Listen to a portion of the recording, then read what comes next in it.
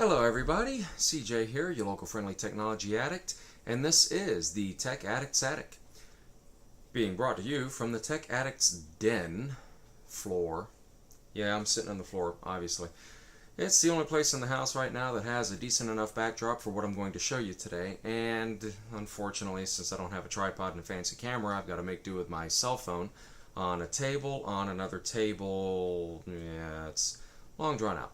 Anyway, you may notice that there's a little bit of a color cast to my video today, and that's because I'm doing it with a mixture of lighting sources, mainly because I don't want to be blinded by the flash from my camera, but also as a demonstration that, yeah, you may notice compared to other videos there's a little bit of a color hue, and that's because of the light that I'm using. Now, you may have noticed that your camera has something called automatic white balance.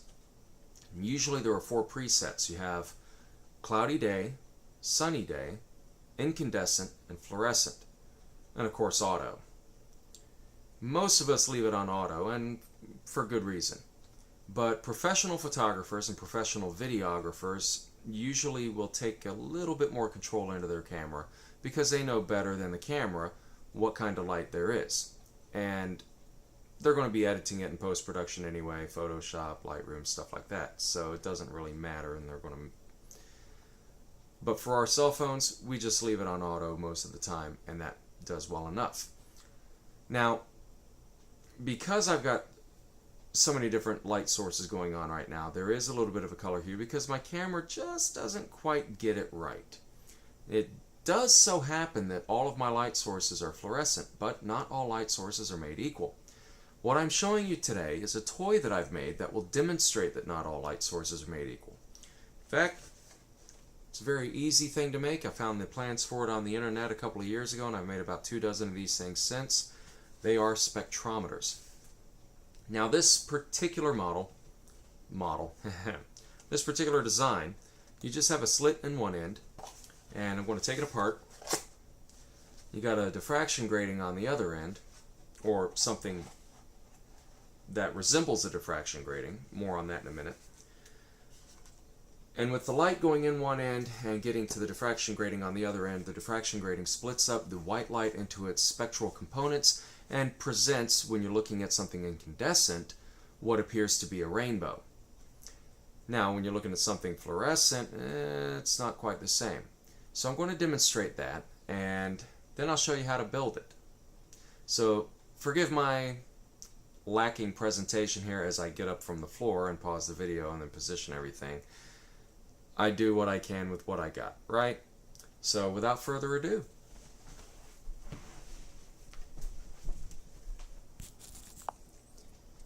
so basically the way this works is you line up the light source and the arrow, and then you look at it from an angle onto this piece down here. Let me turn my flash on and you'll see. Okay, so you can already see there's like a rainbow in there. But that's because the diffraction grating reflects as well as refracts. Okay? But that is the angle we're looking for, or something close to it. So as I take my phone, I'm going to shine it up here at some ceiling light, which are compact fluorescents, CFLs. See if it'll let me zoom in here and you can get a better image of what I'm looking at here. There we go, now we're focused. So you can see the violet down there on the left, and the human eye treats these colors a little bit more accurately, of course, than my camera phone will. But you can see that there are very distinct lines, and these lines are created from the chemicals that are inside the compact fluorescent tube. So I'm done looking at that light. Let's look at, now those were compact fluorescents, little 13 watt numbers. Here I'm going to look at a pair of 20, or are they 40 watt? They're the long ones you find in shop lamps. And you'll notice that the spectrum is a lot closer to being complete, but there are still very distinct lines there. Alright, now this is a soft white. probably about a 3200 Kelvin color temperature, give or take, overall. And these are a warm white. These are a 2700 Kelvin. They might even be as low as 2300. I don't remember what they're rated at. And then here's a table lamp, which, if not mistaken, is the same lamp as in the ceiling fan. Purple, blue, green, and then a broad between orange and red. Back up to the ceiling fan. Yeah. There we go. Looks to be about the same. Not that I could get it there. So there you go. It's really nothing spectacular, but you can learn from it, right? Now the construction is very simple. This part's optional, but it really does help when you can block off all of the light and the reflections, because you see how much a simple reflection can make you think you're looking at something you're not. My coworker saw the reflection and thought he was getting a really good image off of a computer monitor. Now the computer monitor, the LCD on that, it's not very bright, not nearly bright enough to produce that kind of a color hue. It would be very dim. So I decided to go ahead and put the shield on here to make it easier to tell that you're not looking at just a reflection. But that pops off easily enough, and your own designs, whatever. Whatever works for you. So we're looking at a diffraction grating on the back, and I'll show you a quick and easy, very simple way to make one of those. And we have a slit here in the front, and I'll show you how I made that too. Now the box very easily comes apart, comes open. You're going to need to cut holes for your diffraction grating and for your slit. And I find it best to do the slit first, because the diffraction grating you really don't want to touch. You touch it, you're going to mess it up. And I like boxes like this because they are so easy to disassemble, and you can cut the holes in them more easily that way, and then you can make it like a sandwich, right? So I'm going to put this back together, but I just wanted to show how it's taped.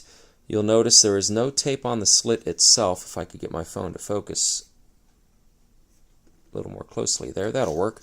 You can see there's no tape on the slit itself, just on the sides, and that's just to keep it from moving. We don't want tape there because the tape actually interferes with the light that comes through. So I'll put that part back. And then for the diffraction grating, and it really is not a diffraction grating, but what I'm using in place of a diffraction grating serves the purpose very well, as you can see. And I'm doing my best not to touch it. That's why why I'm being so careful.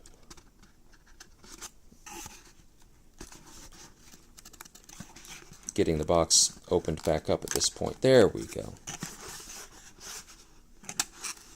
There we go. Alright, so same thing here. Cut holes here and here and here. Now I've got the box taped together because it was damaged when I got it from the warehouse. I didn't realize that when I got it.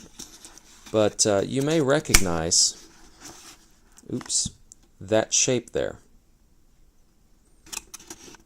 And you can even see some of that silver-colored substrate material of a CD-ROM. Yep, that's right. That's a CD-ROM. But it works very well for a diffraction grating. Then the whole thing assembles back together very, very easily. And you now have a spectroscope. Now, the hardest part, the most difficult part of that, is up to you. How anal retentive are you going to be about building it? Yeah, you don't have to be anal retentive at all. You can throw one of these together in 5 minutes if you know what you're doing. Me, I'm anal retentive, and I took a little bit of care. I wanted to make it, obviously not professional, but I wanted to make it look like somebody actually knew what they were doing when they built it. And I wanted it to be a little bit more rugged because I expected my coworkers to be handling it, and don't take this the wrong way, but they're not as careful with things as I am. Especially when it's things that I've made out of cardboard boxes. So here we have a CDR. These are the best things to use if you need a diffraction grating. Now you can make do with a Blu-ray, you can make do with a DVD, but the way that those devices or those items are made, the angle that you get from them is a little bit different. And when you're looking at it in the viewport, with some of them, the spectrum goes, if I can get this to reflect in here right, you can see how we got purple on one end and red on the other. On, I think it's a DVD, the purple would be somewhere in the hub area and the red would extend out beyond the rim. And maybe it's a Blu-ray I'm thinking of, but either way, you want to use a CDR because they have a better spread there. And they're very easy. There are two ways you can do this. You can use a knife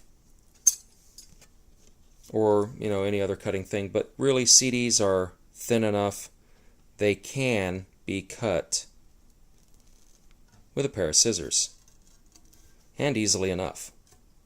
Now you see how I'm holding them here,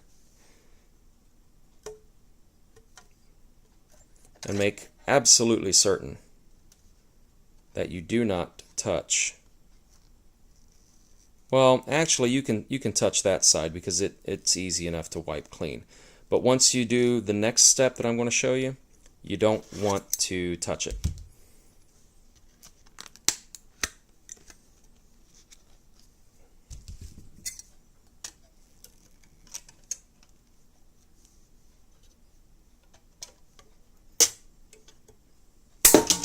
There we go. Alright, now the next step, when you cut it like that, sometimes you can just simply peel it away, but honestly, what you really want to do is use a piece of tape, like Scotch tape, or better yet, packing tape. Of course, I don't have packing tape here. I do have it at the office, though. But once this substrate, this label substrate, is scratched or nicked or in any other way peeled away from the edge of the, or from the surface of the disc, tape will pull it off very easily. I mean, insane easy.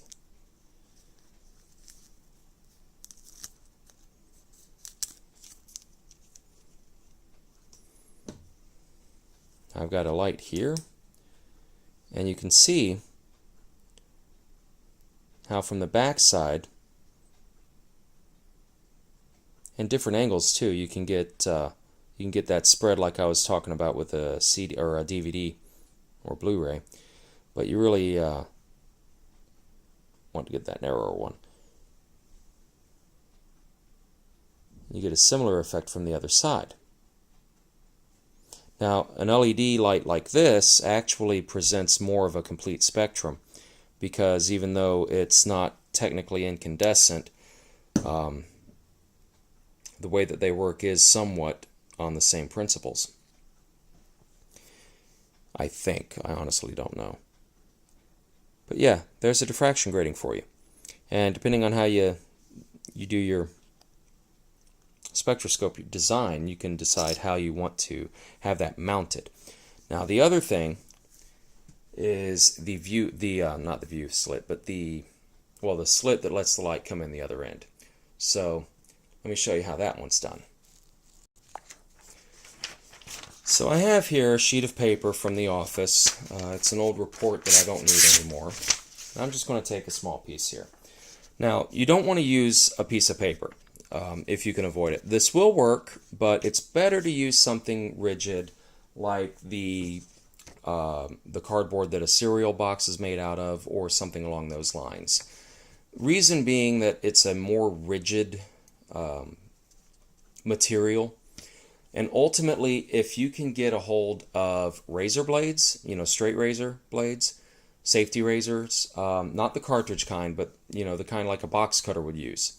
If you get those kind of razor blades, you can get 2 of those and use them just as easily, but you got to be more careful with them for obvious reasons. Anyway, we got a piece of paper here, and I'm just going to demonstrate. Now, you can't always get a really perfectly straight cut. So if you're going to do this, and you're going to make a cut, you want to find a sheet of paper or cardstock or whatever that already has a straight edge on it. And then make sure you know which edge was originally pre-cut, because that's all you're going to do is you're going to tape them together like so, holding them as close as you can without them touching.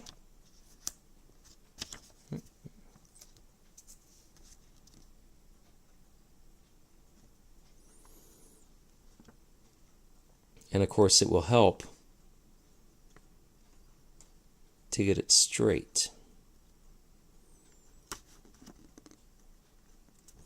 Now the other thing is if you get it closer together, you will have less light coming through it. And that is both a good thing and a bad thing. Because the less light you get through it, obviously the dimmer it will be. But the more light you get through it, the less focused your lines will be when you start looking at them through the diffraction grating. So you really do want to keep them less than 1 millimeter apart, preferably 1/2 millimeter or less. And it depends on what you're looking at. If you're looking at a common CFL or LED flashlight, for instance, or even a street lamp outside, this is really wider than you need. You can go narrower than this and still make do. When you're looking at the sun, and of course I do not recommend looking at the sun, never look at the sun with this, but what you do is you get it pointed close to the sun and you're looking at it from an angle anyway. This does not. You would be surprised. You would think that this would cut off a lot of the light, but it doesn't. I mean, it does, but it doesn't cut off enough to keep it from blinding you.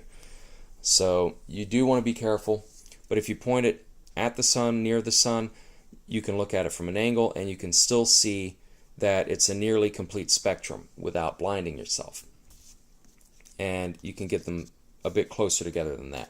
But those are the really only two parts of this that you have to be careful about, and the only two parts of this that you have to know what you're doing to make. And there's really nothing to it. You saw how I did this. You cut it with scissors, and you take a piece of tape and you peel the label off. This, you just cut with scissors, you take a piece of tape and put it together. Put one in front of the other. Now, I just showed you the wrong way to do it.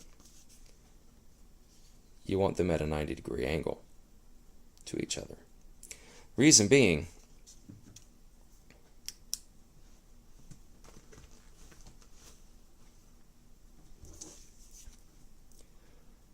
you can see the angle is radial from the hub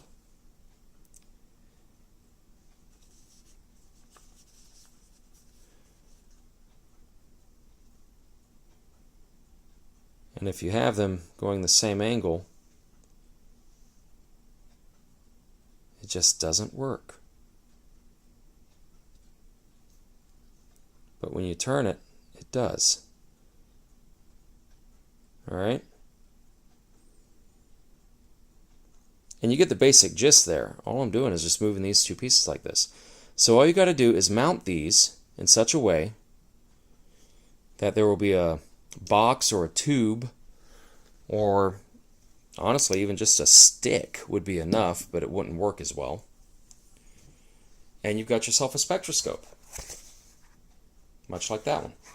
Now there is also another way of doing it.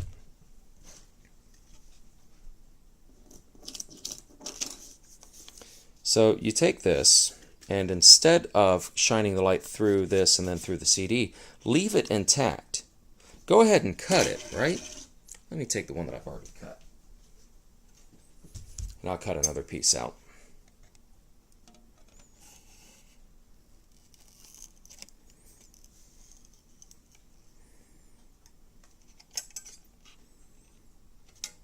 Oops. Actually, I'll get it from over here.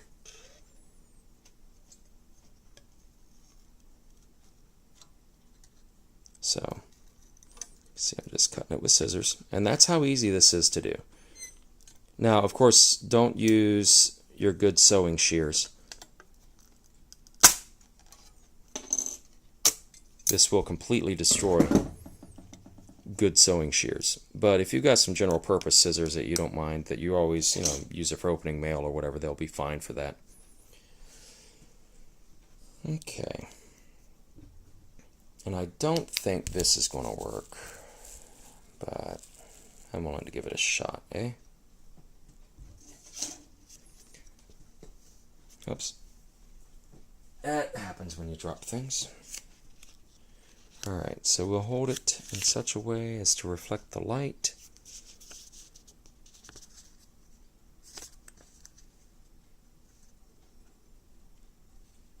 Yeah, you can kind of see that spectrum there by my pinky. It's not quite as bright, but the effect is nonetheless the same. It takes the white light and splits it into a spectrum. Further away, wider it gets. Of course, I'm looking at this through my phone screen, so it's hard for me to line everything up. But you get the picture. So you can either make a box that the light shines through the end and you view it from this side, or you make a box where you've got your CD stuck in at about a 60-degree angle to the light and you reflect the light back that way. Either way, you've got a spectroscope, and you can either... Wow, it's amazing how quickly your brain just empties out everything you had on your mind. You can either look at it through the thing, you know, this method, or you can have it reflect off, you know, this method. It's up to you. You know, honestly, this one's actually harder to do, and you don't get as bright a line. So I don't like doing it this way. That's one of the reasons I've stuck with doing it this way. Now, it is harder, granted, to get your diffraction grading this way, because you have to go through a little bit more effort, and you actually have to peel the label off and all that. But it's trivial to do. Like I said, it takes about 5 minutes if you don't care what it looks like and you just want to throw it together. Like I said, the one that I showed you took me about 30 minutes. No big deal. So that's it for today, and I hope you all enjoyed the video. Let me know if you make it. Let me know how you fare with it, and you know what you think of it. And you know, maybe even take a video and reply. Show me what it looks like, some of the light sources you've got around your area. So until next time, once again, I'm CJ. This has been the Tech Addict's Attic, and I hope you have a great day. Take care.